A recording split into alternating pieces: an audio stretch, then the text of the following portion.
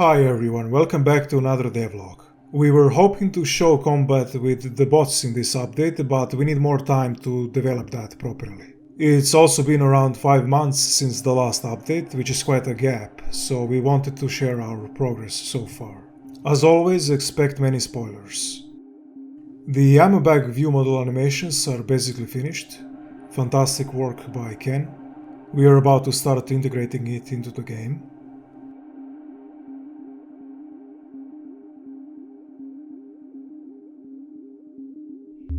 Luca did a great job with this initial set of bot animations. Here we are testing them in game. At some point, hopefully, we'll get to do the other set for the bot dismemberment and adjustment system. For now, this basic set lets us create standard combat with intact bots.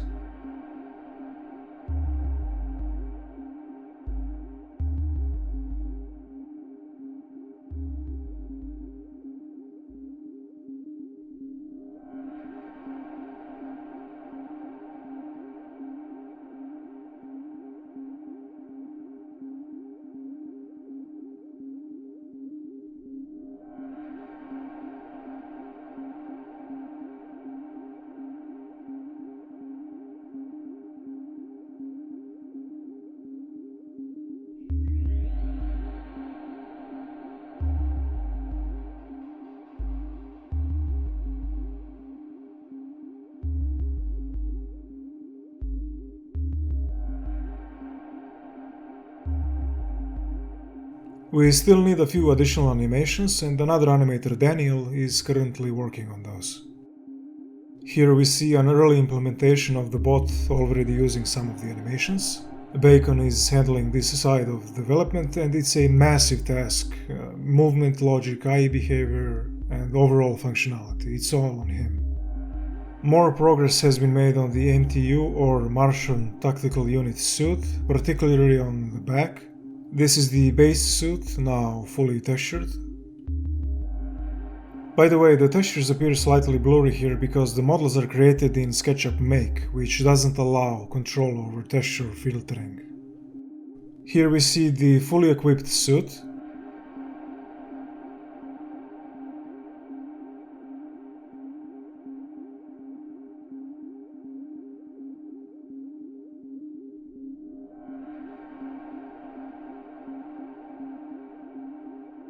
The life support system is quite compact for aesthetic reason. It gives a nice, sleek tactical look. Larger than this just doesn't look good and starts to look more like a classic astronaut suit, which we want to avoid.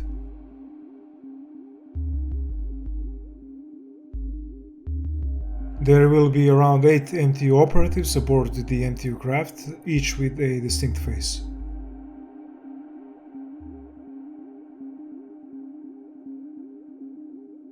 These are some of the textures for the weapon world models.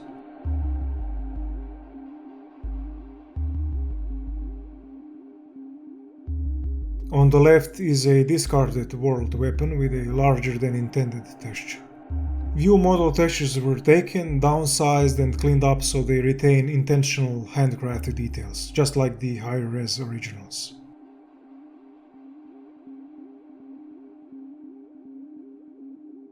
View models only show one side, but here the full weapon has to be designed, of course. Unlike many GoldSrc games where world weapons are only partially textured, these will be fully textured on all sides. This is just a rough preview of the weapons and magazines on the MTU operative.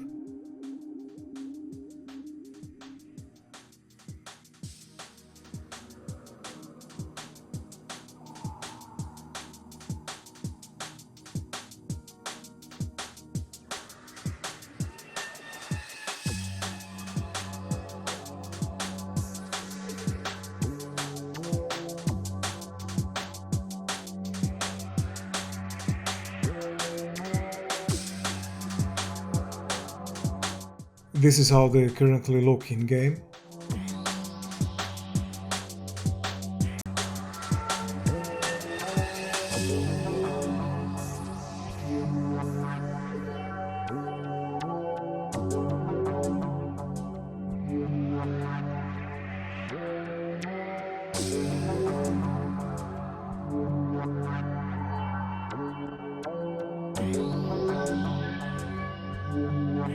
The main creature on Europa, the one that will stalk you inside the research station, has been updated.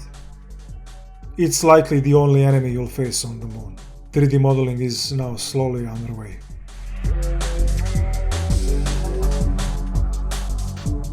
This is a preliminary layout of the far end of the mine. It's shown here to provide context for what you'll see later.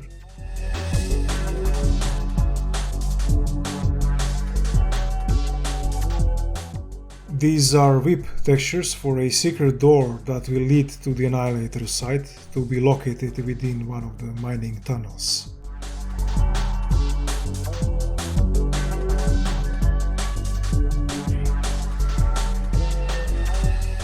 On the opposite side, the door will be fully camouflaged.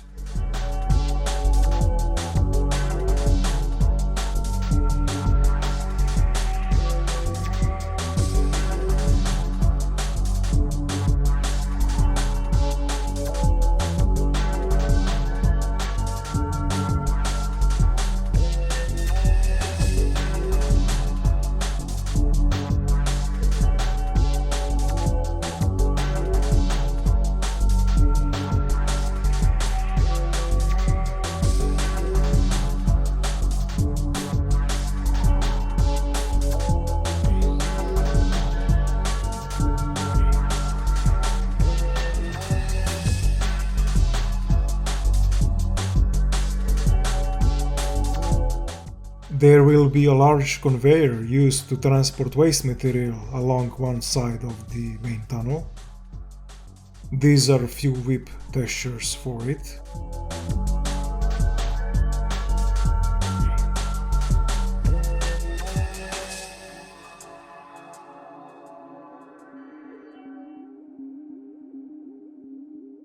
You'll be able to access the conveyor only from this main tunnel and use it as an alternative route.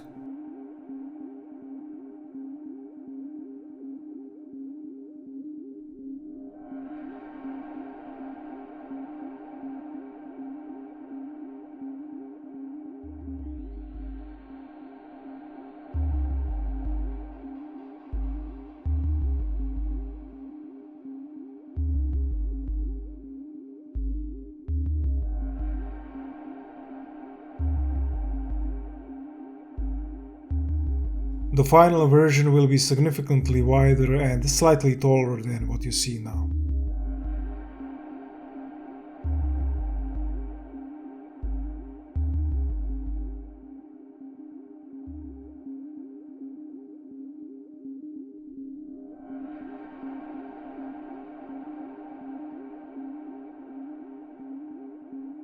Another alternative route, both here and in the mining tunnels, will be through these ventilation pipes. Small service ladders along the tunnels will provide access.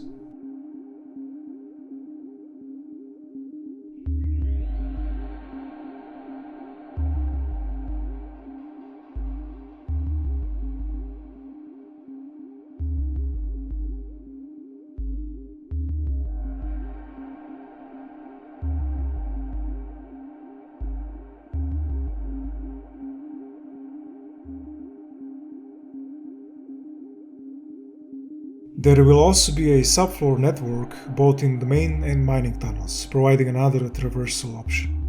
It will carry electrical cabling and other infrastructure. These are few whip textures.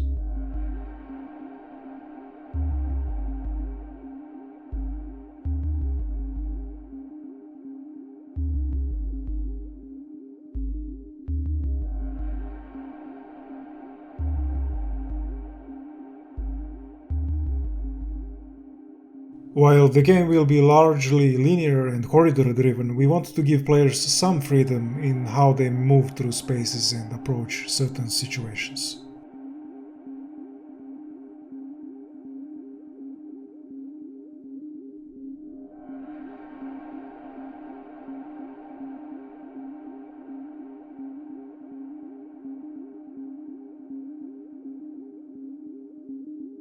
These graffiti are tied to Victor Payne, the main antagonist and owner of the mine. The idea is that he remotely commands the military bots scattered throughout the complex and communicates with you through them. His goal is to stop you, demotivate you, or even persuade you to join his cause. In addition to speaking through bots, speakers and other devices, he may also have them leave dark anti-life graffiti behind, and possibly even carve some striking symbolic rock sculptures. There will be around a dozen types of mining vehicles. These are whip textures for some.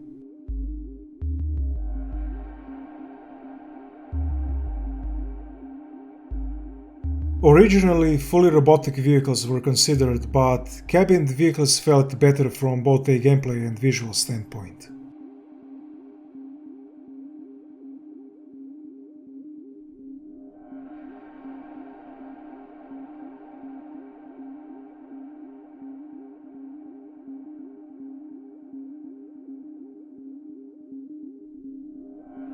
Using the Funk vehicle and other entities, we plan to create scenarios where you can step on and interact with vehicles, drive them, operate tools, or perform other actions. Some vehicles will therefore feature accessible interiors.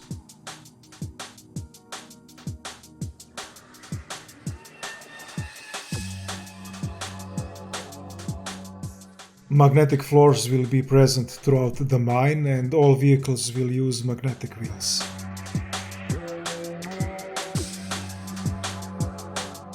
Each wheel may feature a small device to signal it's not an ordinary wheel.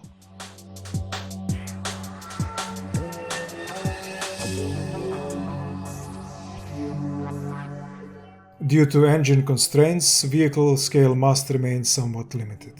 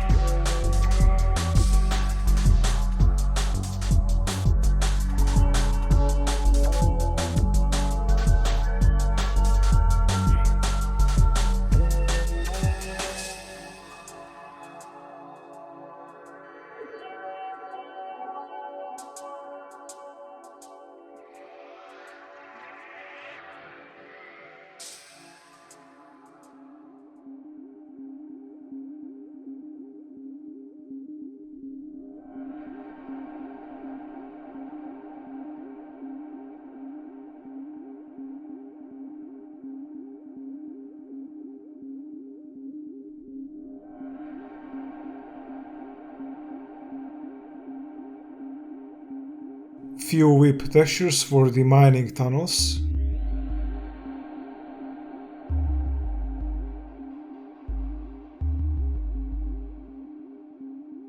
We've started blocking out the first tunnel.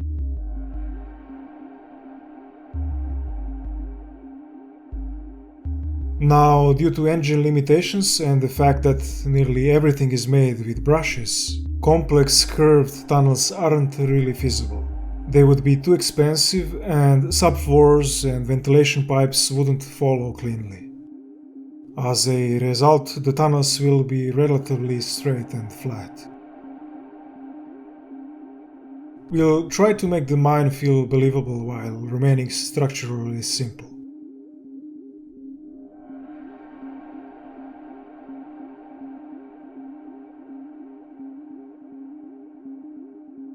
It will contain clusters of a single highly pure mineral. Currently, the placeholder mineral glows. While visually appealing, story-wise this mineral is meant to be kind of worthless, with little to no market value, which makes the mine's existence here quite questionable. You'll even stumble upon news articles questioning Victor Payne's decision to open a mine in the middle of nowhere, adding to the overall mystery. A beautiful glowing mineral signals rarity or value, so we'll likely go with some fictional, boring, grey, opaque mineral, possibly named something like dulinite or blendite to further emphasize its worthlessness. However, we added that this mineral is still useful to scientists down here working on the Annihilator. So the mine isn't just a cover for the alien technology, the mineral is continuously consumed in some quantities by some critical research equipment.